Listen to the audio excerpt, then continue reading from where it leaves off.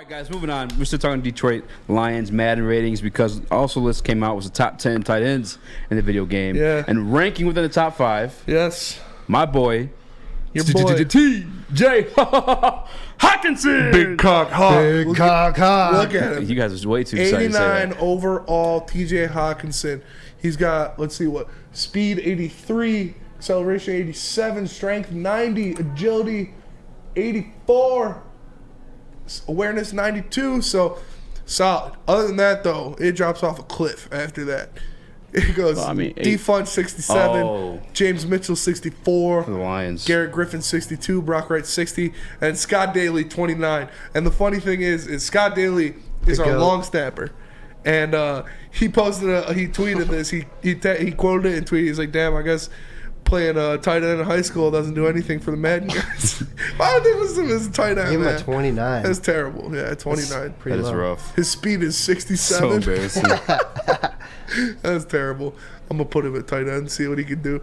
No, You should. That's good for Hawk. He ranked in the top 5 of tight ends. I saw that he was the 5th ranked tight end in Madden. And, you know, he deserves it. When healthy, he has been a difference maker. He has been a guy that can, he's not at the level of a George Kittle or a Travis Kelce because he is not really used like that in the offense, I would say. You know, their offenses are kind of built around them and they're funneled to them. But this year, you can expect to see, if he can stay healthy, a big year for Hockenson. I already said it multiple times. I think he's going to lead our team in receiving touchdowns. I think he is going to be around 800 to 1,000 yards receiving. This is if he plays the whole season, obviously, barring injury. So I expect him to have a good year. I expect him to go out there. It's a contract year. Prove what it's worth. Prove that he's a guy. And you know, Hawk's a guy. You know he's a guy. You know he's going to be a guy. He's a man. But no, when we were doing it in Studio B, that was one of my easy quoted me with that. It was like, Hawk's a guy. You know he's going to be a guy. He's going to go out there and be a guy. I was like, Jesus, dude. No, but I'm excited for him. This is a good ranking. 89 overall.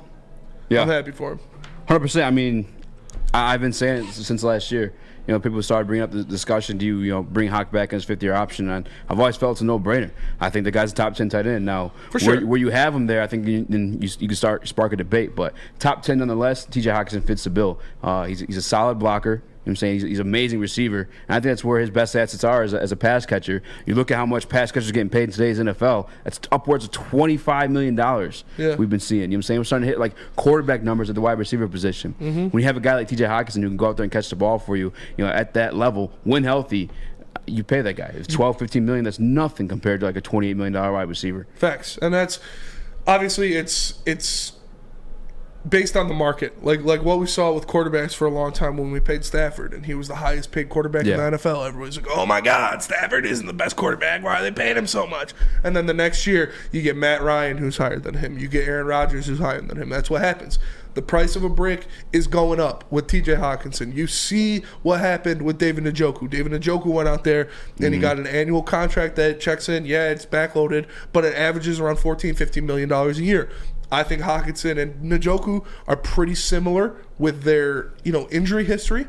And I think Hockenson is a little better. He has a more adept skill set than Njoku does. And so I expect Hockenson to be around that 15-16 million a year mark. That's what he is going to require from the Lions. I think they're going to franchise him, but these guys like George Kittle and Travis Kelce, when they're ready to get paid, they're going to be asking for $20+ million. They're going to be asking for receiver money, and they deserve it. Because if if you're catching 12 balls a game, you deserve receiver money, and that's what those guys do. So I think you should go out there. You should sign Hawk before the price of a brick gets any higher. 100%. No, I'm with you, man. I'm on the T.J. Hockenson train. I think he's a good player, and like the stuff I wanted to shout out to my man Adam, my boy. I love you, but the stuff I got to stomp out is the comparisons to Eric Ebron. That stuff's just ridiculous, man. You're taking like things way out of context. One, head-to-head, 40 games for those first 3 seasons. Hockenson still beats Ebron in yards. Hockenson nearly doubles what Ebron's done in touchdown production. And then you have to look at the context of the situations, too. Eric Ebron, probably a second or third option alongside Calvin Johnson. You heard of that guy before? Golden Tate. Tate. Yeah. You know what I'm saying? And he had a quarterback there, too. I think his name was Matthew Stafford. Yeah, I heard he's pretty good. Solid, right? Yeah, pretty good. So, you should probably be in, one-on-one situations where you're able to take advantage of a tight end or a safety or a cornerback. Yeah, for sure. you probably should be doing better than what you put up. And they have T.J. Hockenson, his situation. Dude, real quick, actually, before the Eric Ebron point. Matt Stafford made Chris Durham a viable option at the wide receiver position That shit pissed me with off Calvin so Johnson much. on the field. Like, Eric Ebron should put up way better numbers. Yeah. Versus T.J. Hockenson. Now, again, let me remind you guys, outproduce Ebron in the yards, outproduce Ebron in touchdowns. David Blau, Jeff Driscoll, Yeah. Jared Goff. Chill on Jeff Driscoll. On top of just being like the number one option. Lions legend Jeff Driscoll. Lions legend Jeff Driscoll. Leave him alone. Yeah. Oh, again, those Leave are him alone. those are the quarterbacks he was working with. On top of being probably the number one, or actually probably the number one receiving option on the teams those years. For sure, yeah. I couldn't even like. Is there another name that you guys would bring up? Kenny Galladay at one point. Well, Kenny Galladay was. Kenny G. I don't know off the field, and then give you Amon-Ra. his full healthy season. T.J. Hockenson alongside a viable quarterback in Matthew Stafford. What happened?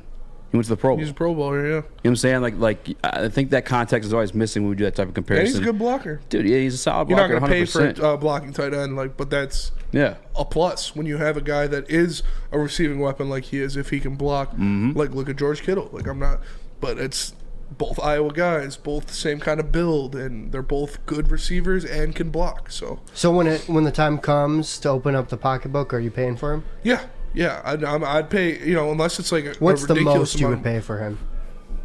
15, 16. Yeah, probably 15 and a half. Okay. 15 Yeah. and a half a year is probably the most I would pay for him. Again, I might like- even franchise tag him a year. Yeah, again, as fans, like we look at like a total contract amount, and we automatically divide it by how many years. But in reality, just like David Njoku's contract and many other contracts in the NFL, it's all backloaded. You know what I'm saying? I think we broke it down last Front-load Friday. it too. Sometime, but we rarely Shoddy see that. I mean, backloaded. You rarely it see the just, front loaded. Yeah, well, yeah, but I mean, it all depends on your book situation. If you have a lot of cap room, then you're gonna front load it. And in the But- Shut Detroit it Lions backloaded because situation- we got that cap room, boy. You know what I'm We are saying? capping with the front loading though, because just paying Jared Goff $30 million. You're not front loading a T.J. Hockenson contract. And then given that situation too, they backload it because then you could eventually cut those guys. Yeah. If the contract's Correct, not fully guaranteed. So yeah, I think you I'm definitely pay him. backloader.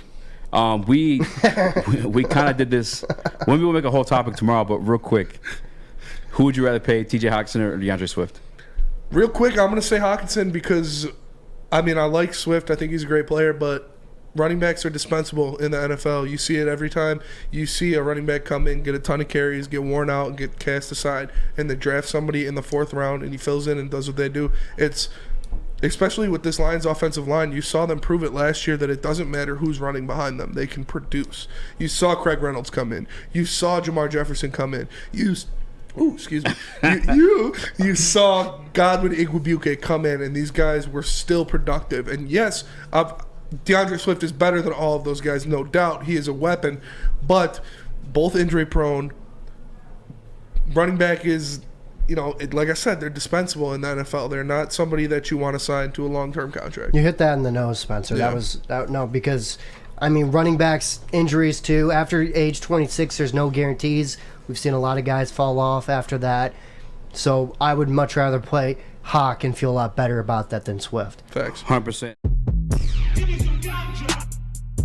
Give me some ganja. Give me some ganja. Give me some ganja. Give me some ganja. Give me some ganja. Give me some ganja. Give me some ganja.